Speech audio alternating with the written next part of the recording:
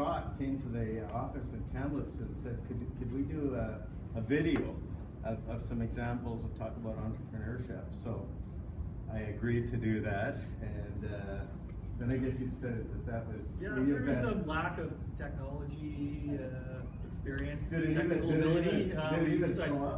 We zorched that idea, okay, so now we do live. So one of the stories that he asked me to talk about, it's one that it's quite old now, it's over 15 years old, but I think it says a lot about entrepreneurship.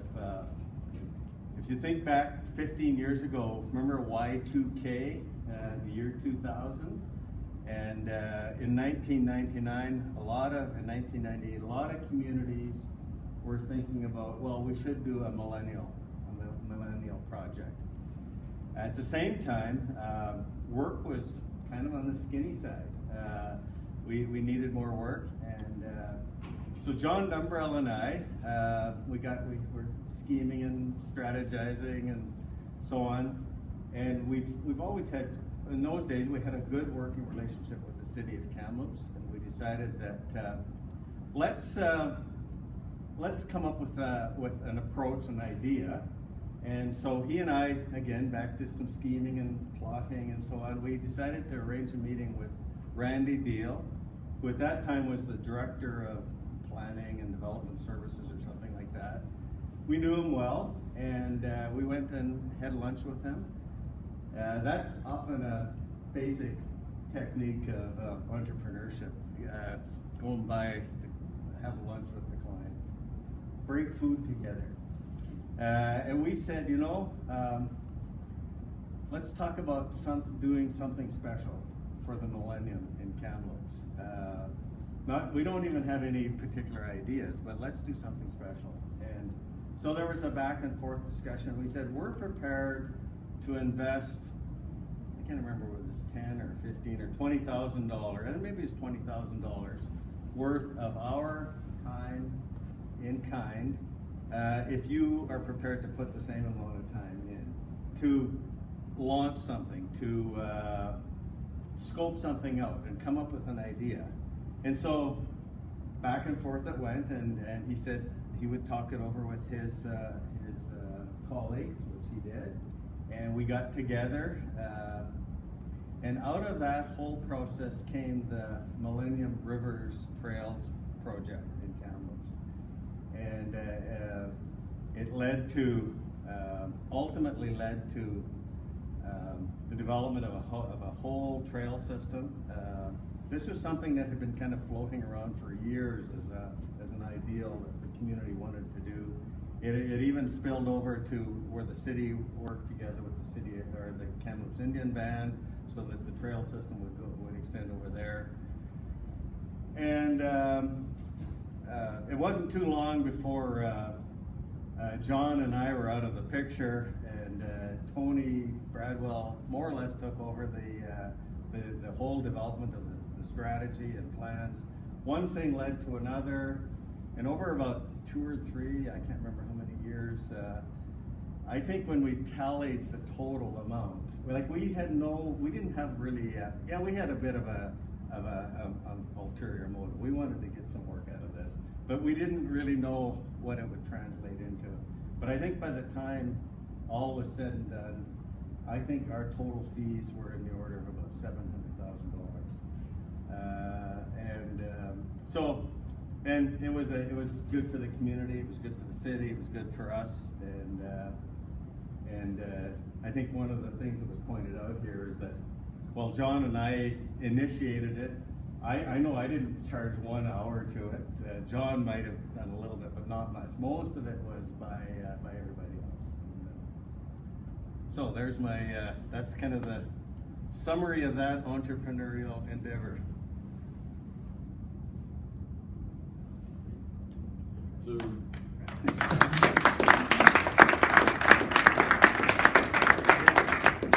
open up for some questions, Scott? Yeah. You don't want me to go to the next one? Okay. So 5 and done, right? So am I done? No. Oh. We're going to open up to any questions that anyone might have on Gordy's experience. We were thinking about fashioning these as kind of like TED Talks, very interactive. You know, people like Gordy are great people to learn from.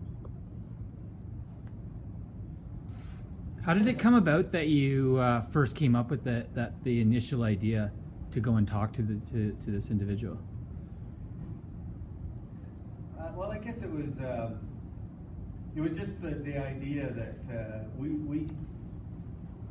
Kamloops, we felt that we were part of the community, and that there was a need in the community to do something, to make something happen. It was a bit dead. The city had no plans for a millennial project.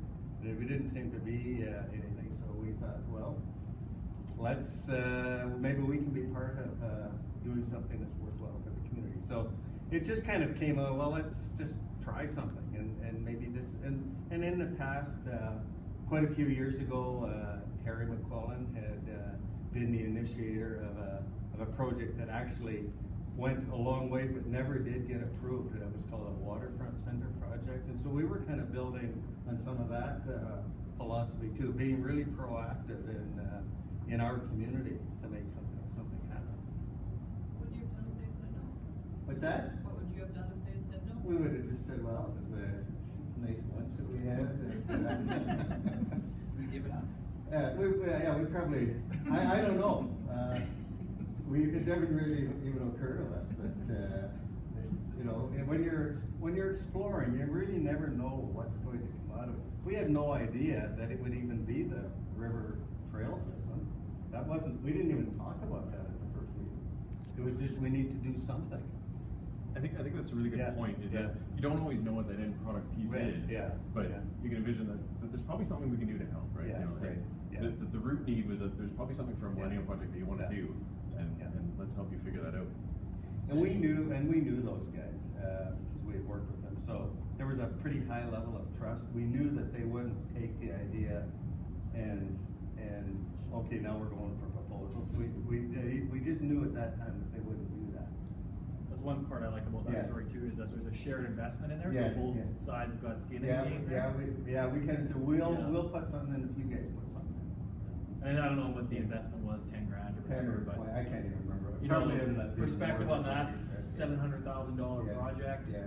Tim and I were talking the other day. You know, 5% investment, fire systems in your proposal. That's what, $35,000. Yeah. So for 5 or 10 grand, you know, you got 700 grand worth of work. Yeah. Was likely to be sole source as opposed to a Yeah, it was call sold, yeah. where you throwing away 35,000. And it kind of took place in probably 20 or 30 phases. You know, wasn't here's the project. It was. One thing that definitely strikes me of that is, and this is something we talk about in how we approach going to market. Yeah.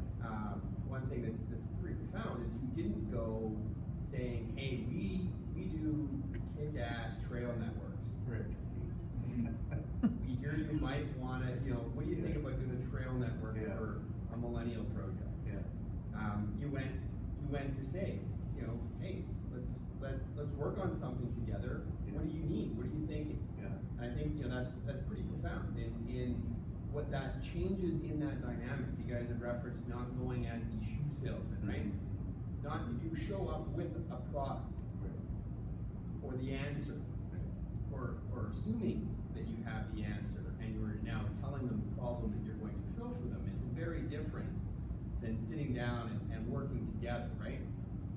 It's a pretty important distinction.